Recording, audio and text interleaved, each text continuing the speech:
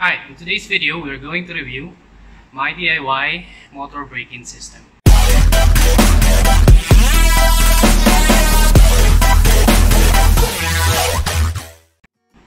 Hi, my name is JB from GoCheap.ae and Pinoy3D.com. So, coming soon yan, Pinoy3D.com. So, in this video, we're going to review my DIY motor braking system. Okay, so, this one is 0 to 12 volts. Variable po yung voltage niya. And meron din po siyang reverse switch. Okay. Voltage selector. And this is the timer screen. Let's go. Reviewin natin. Testingin natin. Okay, so bali included na yung AC adapter natin. So ito yung specs niya. Siyempre, made in China. And ayan, 2 amps siya, 12 volts. Okay, so sasap na natin. So, i-on na natin. Energize. Okay. So, as you can see, here's the timing screen. Ito yung PWM or yung voltage screen natin. So, set natin sa 0. Okay.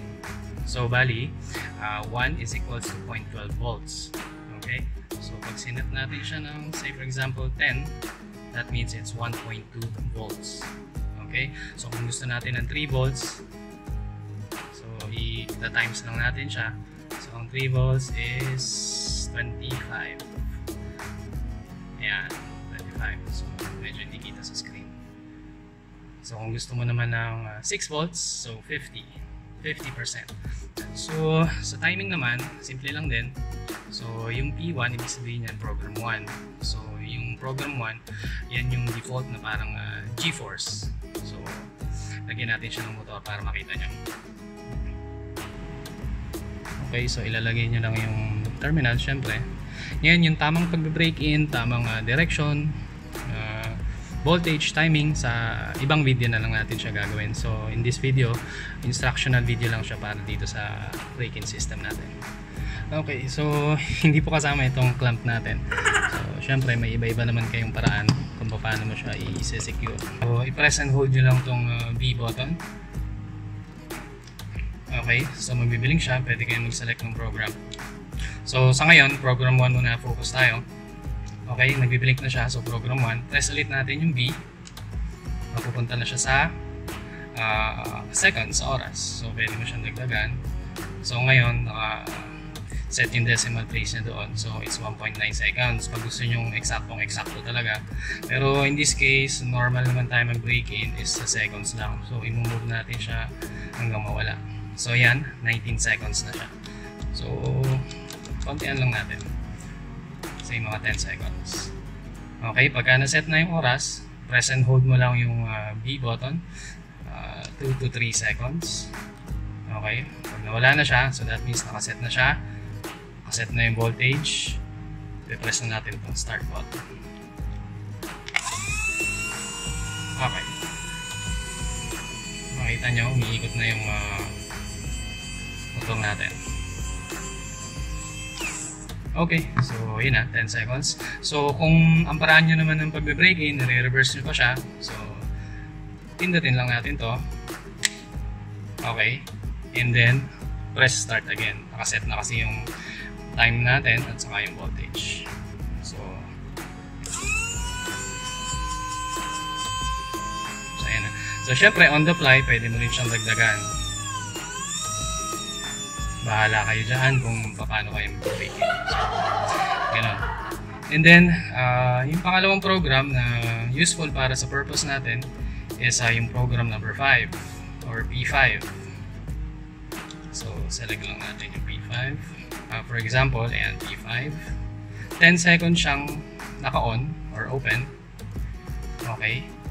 Pwede mong iset dyan kung ilang seconds ka mag-break-in. Okay, so lagyan natin sa 10 muna. And then press ulit natin yung B. So ito naman yung pahinga niya or yung close time niya. So say pahingin natin siya ng 5 seconds. Okay?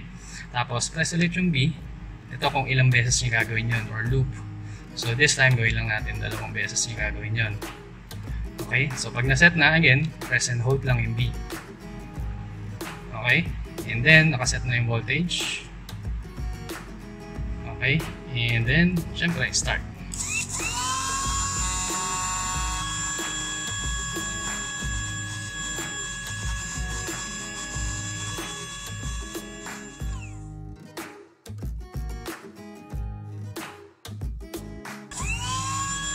on ulit siya. So ayan yung first loop.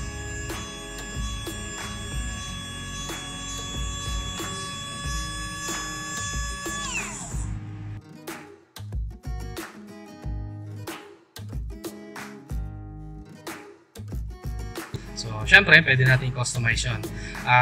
Okay to pagka yung, for example, susundutan lang natin yung motor. So, automatic na siya. Pwede kang magkalikot habang nagbo-brake. Ito po yung G-force. Size comparison. Medyo mas malaki siya. Syempre, DIY lang tayo. 3D printed po yung case. Pero syempre, mas maraming features itong gawa natin. Hindi kang gumamit. Ito. Battery pack. Okay. And on. Ayan. So same thing. Ang limitations lang pagka naka-battery pack ka, syempre, kung ilang voltage nito, yun lang ang output, maximum output nitong break-in system natin. Parang yung sa G-force din.